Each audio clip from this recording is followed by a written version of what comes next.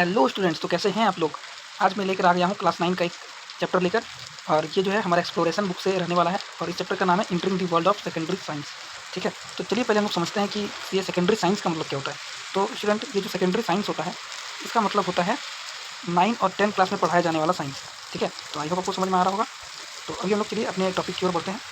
और अभी जो हमारा सबसे पहला हमारा टॉपिक है वो है व्हाट इज़ साइंस, कि ये साइंस क्या होता है। तो सबसे पहले अभी हम लोग साइंस को समझने वाले हैं। ठीक है स्टूडेंट्स, और जिन लोगों ने लाइक सब्सक्राइब नहीं किया है वो लाइक सब्सक्राइब जरूर कर दे, और इसके बाद कौन सा चैप्टर का वीडियो चाहिए उसका कमेंट जरूर करें। ठीक है, तो चलिए फिर हम लोग समझते हैं साइंस क्या होता है। Science begins with curiosity. Science जो है वो क्यूरियोसिटी से स्टार्ट होता है and ask questions about why things happen. और ये जो है सवाल पूछता है कि वो चीज़ क्यों होता है। ठीक है, तो scientific process follow the cycle of question. जो साइंटिफिक तरीका होता है वो फॉलो करता है कि क्वेश्चन पहले पूछता है ना। कोई भी साइंटिफिक प्रोसेस हो रहा हो तो उसमें एक साइकिल फॉलो किया जाता है। उसमें सबसे पहले क्या होता है, सबसे पहले क्वेश्चन पूछा जाता है। क्वेश्चन पूछने के बाद क्या होता है, हमारा टेस्टिंग किया जाता है। टेस्टिंग करने के बाद क्या होता है, जब उसका टेस्ट हो जाता है तो हम लोग ऑब्जर्व करते हैं कि उसमें क्या क्या चीज़ हो रहा है, और ऑब्जर्व करने के बाद हम लोग क्या करते हैं, उसका कंक्लूजन देते हैं। उसके बाद फिर हम लोग सोचते हैं कि वो काम का चीज़ है या फिर वो काम का चीज़ नहीं है। जैसे अगर एग्जाम्पल की तौर पर बात करें तो जो आइजैक न्यूटन है, आपको तो पता ही होगा, उन्होंने एप्पल को गिरते हुए पेड़ से देखा था। तो सबसे पहले उन्होंने सोचा why does the Apple fall down.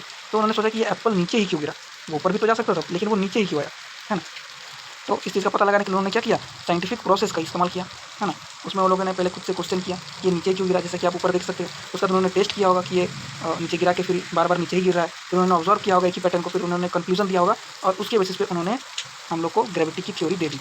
तो आई होप आपको समझ में आ गया होगा ये कि साइंस क्या होता है। तो बढ़ते अभी हमारे नेक्स्ट टॉपिक की ओर, और हमारा जो नेक्स्ट टॉपिक है वो है साइंटिफिक मॉडल्स। ठीक है, साइंटिफिक मॉडल्स क्या होता है। अगर इसका डिफिनेशन का बात करें हम लोग, तो a model is a simplified version. Model क्या है, ये एक सिंपल तरीका है रियलिटी को दिखाने का। क्या है, सिंपल एक तरीका है रियलिटी को दिखाने का। मॉडल हम लोग की मदद करता है कोई भी चीज़ को पढ़ने में, चाहे वो बहुत ज़्यादा बड़ा हो या बहुत ज़्यादा छोटा हो या फिर बहुत ही ज़्यादा कॉम्प्लेक्स क्यों ना हो। ठीक है, models are not perfect. Model जो है वो परफेक्ट नहीं होता है और ना ही एग्जैक्ट होता है, बट लेकिन क्या होता है, वो बहुत ही ज़्यादा यूज़फुल होता है कोई भी चीज़ को लर्निंग यानी सीखने के लिए, है ना, समझने के लिए बहुत ज़्यादा यूज़फुल होता है। जैसे एग्जांपल में मैंने यहाँ पर 3 मॉडल दिया है। जैसे हमारा जो ग्लोब है ये अर्थ का मॉडल है, भले ये एग्जैक्ट अर्थ का कॉपी ना हो लेकिन हम लोग को समझने में बहुत ज़्यादा हेल्प करता है। जैसे मॉडल ऑफ हार्ट है जो कि दिल को समझने में हेल्प करता है, और उसी तरह मॉडल ऑफ जो बॉल है ये एटम के तौर पर काम करता है। एटम से भी कैसा होता है, बॉल की तरह ही तो होता है। तो ये सब जो है मॉडल्स है कोई भी चीज़ को समझने के लिए, जो हमारे काम को आसान कर देता है। चलिए फिर बढ़ते हैं हमारे नेक्स्ट टॉपिक की ओर। नेक्स्ट टॉपिक जो हमारा है वो है focus, the focus of science. Science का फोकस, है ना, साइंस किस चीज़ पे फोकस करता है। ठीक है, तो इसमें अगर हम बात करें तो science focuses on detail that matter from specific study.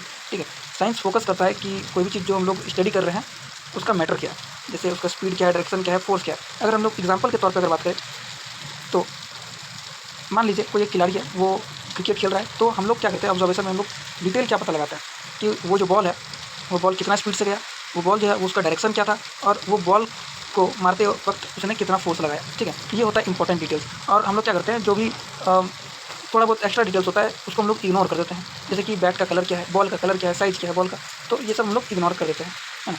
दूसरा एक और एग्जाम्पल हमारे यहाँ सामने दिया गया है, ignoring air resistance when suddenly studying falls object because it is very small, है ना, एयर रेजिस्टेंस। तो हम लोग देखते हैं कि बॉल जो है वो नीचे गिरता है। ठीक है, तो उसके ऊपर क्या लगता है, रेजिस्टेंस लगता है। तो हमको बॉल की कलर को नहीं देखना है, हमको ये देखना है कि उसके ऊपर क्या लग रहा है, एयर रेजिस्टेंस लग रहा है।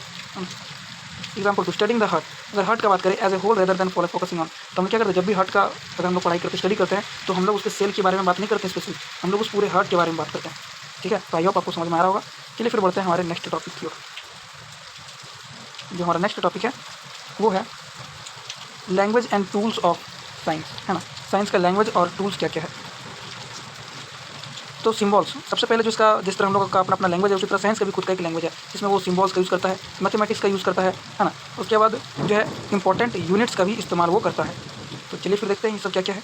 जैसे अगर हम लोग सिम्बॉल्स की बात करें तो स्पेसिफिक लैंग्वेज को बात करने के लिए वो लोग स्पेसिफिक सिम्बॉल्स का यूज़ करते हैं। जैसे फोर्स का, तो फोर्स में हम लोग क्या सिम्बॉल यूज़ करते हैं, एफ यूज़ करते हैं। उसी तरह वेलोसिटी के लिए भी इस्तेमाल करते हैं, डिस्टेंस के लिए एस का इस्तेमाल करते हैं, वर्क के लिए डब्ल्यू का यूज़ करते हैं, और एनर्जी के लिए ई का यूज़ करते हैं। तो ये सब सिम्बॉल है।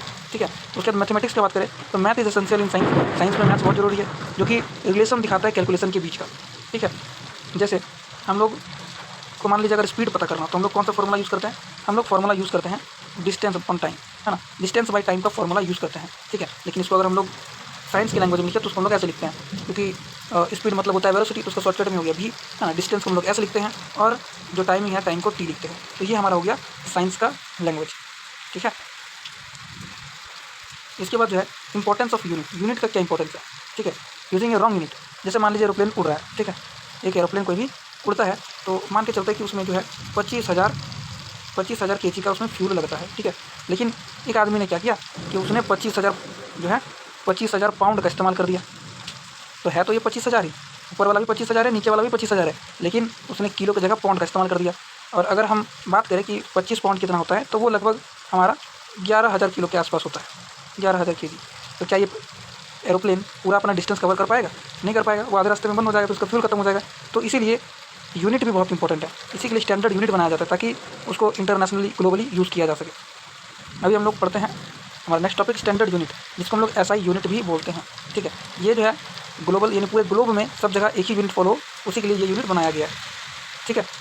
तो इसमें क्या क्या हम लोग का लेंथ है, तो लेंथ को हम लोग नापते हैं मीटर में, जिसका शॉर्टकट सिंबल जो है एम होता है। मास को नापते हैं केजी में, ठीक है। उसी तरह टाइम को नापते हैं एस में। इलेक्ट्रिक करंट का ए होता है हमारा यूनिट, टेम्परेचर का केल्विन होता है। उसी तरह कोई भी सब्सटेंस कितना है उसका मोल होता है, और ल्यूमिनियस इंटेंसिटी को हम लोग कैंडेला में नापते हैं। ये सब हम लोग पढ़ने वाले हैं, तो हायर क्लास में पढ़ेंगे, तो उतना आपको ये सब टेंशन लेने की जरूरत नहीं है, ठीक है।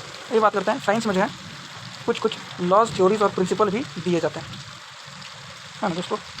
तो टर्म्स बात करें साइंटिफिक लॉ, तो ये क्या करता है, साइंटिफिक लॉ डिस्क्राइब करता है कि what happens in nature in a fixed pattern, कि नेचर में क्या हो रहा है ना, नेचर में क्या हो रहा है उस चीज़ को डिस्क्राइब करने के लिए साइंटिफिक लॉ का इस्तेमाल किया जाता है। जैसे अगर हम बात करें एग्जाम्पल हमारा दिया हुआ है न्यूटन्स लॉ ऑफ मोशन। जैसे हमारा जो न्यूटन का लॉ होता है मोशन का, वो क्या बोलता है कि अगर हम लोग कोई भी चीज़ को आगे की ओर ठेलते हैं तो वो भी उस ऑब्जेक्ट को जो उसको ठेल रहा है उसके ऊपर भी प्रेशर लगाता है, ठीक है। और साइंटिफिक थ्योरी की अगर हम लोग बात करते हैं, साइंटिफिक थ्योरी के बारे में, तो एक्सप्लेन करता है कि why and how something happen, कि कोई चीज़ जो है वो क्यों हो रहा है ना, बेस्ड ऑन स्ट्रॉन्ग एविडेंस, और वो भी एविडेंस के बेसिस पे, ऐसे ही कुछ भी नहीं बोल सकते हैं स्टूडेंट्स, ठीक है। इसमें हम लोग एटॉमिक थ्योरी, एग्जाम्पल में एटॉमिक थ्योरी हो गया, है ना, ये थ्योरी है और ऐसे ये नहीं दे दिया गया है, स्ट्रॉन्ग एविडेंस के बेस पे दिया गया है। इसके बाद अगर हम बात करते हैं साइंटिफिक प्रिंसिपल का, तो जनरली रूल ये क्या दिखाता है, रूल को दिखाता है ना। जैसे एनर्जी कंजर्वेशन, इसमें हम लोग को रूल बताया जाता है कि एनर्जी जो है ना ही बनाया जा सकता है और ना ही उसको डिस्ट्रॉय किया जा सकता है। तो आई होप आपको समझ में आ रहा होगा। तो बढ़ते हैं हमारे नेक्स्ट टॉपिक की ओर। हमारा जो नेक्स्ट टॉपिक है वो है प्रिडिक्शन एंड एस्टिमेशन, ठीक है। अब साइंस में जो है प्रिडिक्शन भी लगाया जाता है स्टूडेंट्स, जैसे कि science can predict future event, science जो है फ्यूचर इवेंट को प्रिडिक्ट कर सकता है ना। ऐसा नहीं है कि वो 100% एक्यूरेट करेक्ट ही करेगा, लेकिन वो कर सकता है। जैसे वेदर पैटर्न का हम लोग यूज़ करके पता लगा लेते हैं कि आज का मौसम कैसा होगा, है ना। बॉल का जो है कहाँ लैंड करेगा ये प्रिडिक्ट हम लोग कर सकते हैं उसके एंगल को देखकर, ठीक है।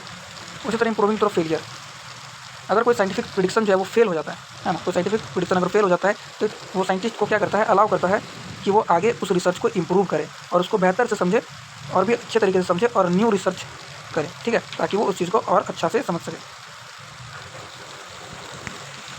चलिए, एस्टिमेशन, साइंटिस्ट जो है वो लोग एस्टिमेशन भी करते हैं, ठीक है, यानी अंदाज लगाते हैं क्विक कैलकुलेशन करके, ठीक है, एग्जैक्ट वैल्यू का वो लोग पता लगाता है। जैसे ए ह्यूमन इनहेल्स रफली 10,000 litre of air per day, एक ह्यूमन जो है वो लगभग 10,000 लीटर जो है हवा अपने अंदर में इनहेल करता है, ये पर डे का हिसाब से, है ना। तो वो लोग एस्टिमेट करता है यानी अंदाज भी लगाता है।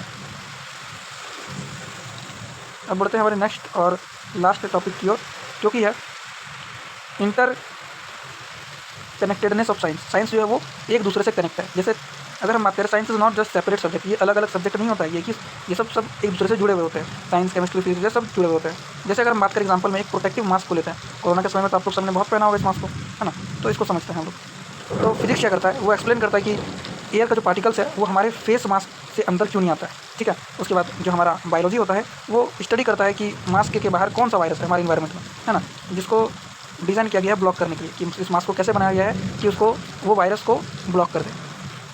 उसके बाद है केमिस्ट्री, केमिस्ट्री का इस्तेमाल किया जाता है मटेरियल का पता लगाने के लिए कि वो जो मास्क बना है वो किस चीज़ से बना है ना, उसका स्ट्रक्चर कैसा है, वो पॉलीमर से बना है या किससे बना है, ठीक है। और इसमें मैथ्स का भी यूज़ होता है ताकि कैलकुलेट किया जा सके कि वो जो मास्क है वो कितना एफिशिएंट है, क्या वो रोक सकता है पूरा पार्टिकल्स को, पूरे वायरस को रोक सकता है या फिर थोड़ा सा रोक सकता है, ठीक है। तो आई होप आपको ये चैप्टर समझ में आ गया होगा।